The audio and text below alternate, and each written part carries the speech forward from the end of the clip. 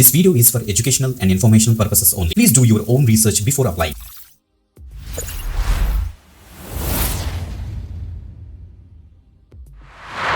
Welcome back again. This is విదయ్. You watching వి ద డికి గవర్నమెంట్ జాబ్స్ ఛానల్. గైస్ ఈరోజు మనకి ఇండియన్ రైల్వేస్ నుంచి ఇంకొక కొత్త రిక్రూట్మెంట్ మనకైతే స్టార్ట్ అయింది.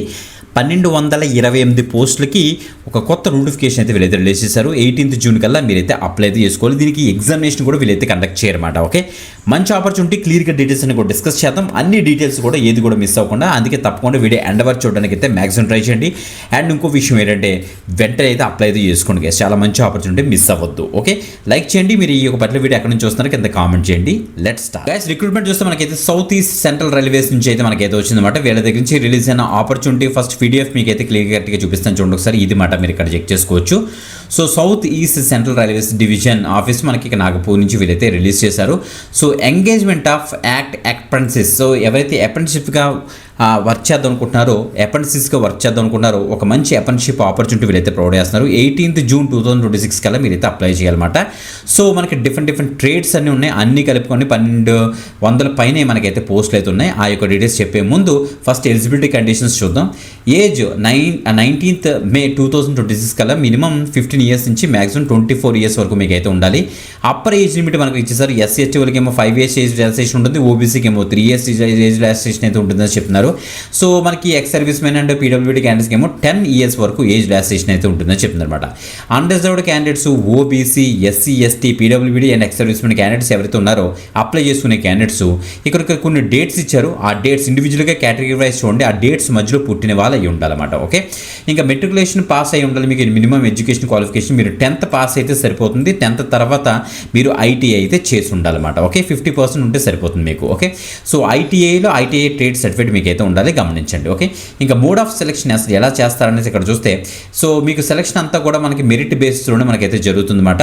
So merit list will be prepared on the basis of percentage and matriculation. So 10th marks base చేసుకుని మీకైతే మెరిట్ లిస్ట్ వీళ్ళైతే తెస్తారు. ప్లస్ ఐటీఐ మార్క్స్ కూడా ట్రేడ్ కూడా మనకైతే వీళ్ళైతే కన్సిడర్ చేస్తారట. అప్రెంటిస్షిప్ డన్, అది మాత్రం చూసుకోండి. ఓకే, సో క్లియర్గా మెన్షన్ చేశారు. ఇక్కడ మనకి మెన్షన్ చేసే for the purpose of calculation of percentage SSC candidates, board of education of Andhra Pradesh.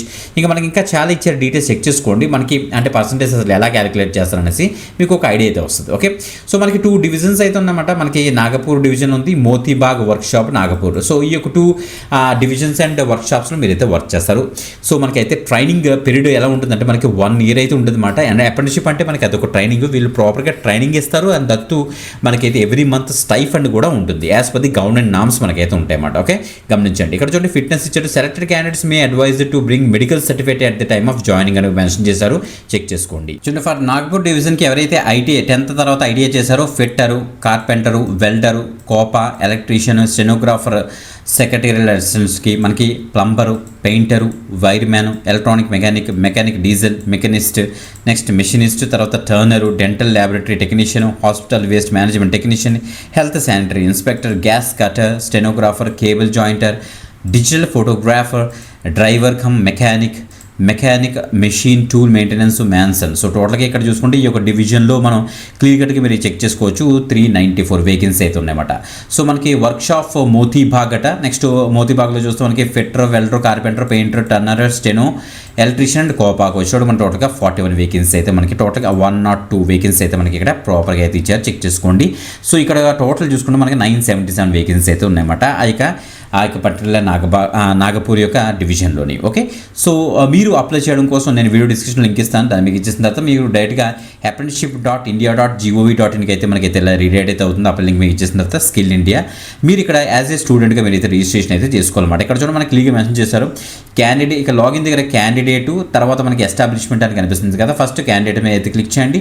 So login as a candidate, register as a candidate మీకు ఇచ్చేసి మొత్తం ఇక మీ డీటెయిల్స్ ఇచ్చి ఒక రిజిస్ట్రేషన్ అయితే కంప్లీట్ చేసుకుంటారు. మీకు ఒక ఎన్రోల్మెంట్ ఐడి కూడా మీకు అయితే జనరేట్ అవుతుంది. తర్వాత మరి బ్యాక్ వెళ్తారు. తర్వాత ఎస్టాబ్లిష్మెంట్ మీదకి వెళ్ళిన తర్వాత ఇక్కడ మీ యొక్క డీటెయిల్స్ ఇచ్చి లాగిన్ అయిన తర్వాత మీకు క్లియర్ కట్గా అక్కడ రైల్వే యొక్క అఫీషియల్ మనకి ఆపర్చునిటీ నోటిఫికేషన్ మీకు కనిపిస్తుంది. లాగిన్ చేసి తొందరగా అయితే అప్లై చేసుకోండి. ఫీజు కూడా మీరు ఎక్కడ పే చేయాల్సిన అవసరం అయితే లేదు. మంచి అప్డేట్ చేసి 1200 కన్నా పైన వేకెన్సీ ఉన్నాయి కాబట్టి తప్పకుండా అయితే ట్రై చేయండి. Video description first comment check చేసారంటే మీకు అప్లై లింక్ దొరికేస్తుంది. మీరు అక్కడ నుంచి అయితే యాక్సెస్ చేసుకోవచ్చు. ఇంకొక ఎక్సలెంట్ గవర్నమెంట్ ఆపర్చునిటీతో మళ్ళీ కలుద్దాం. అంతవరకు సెలవు.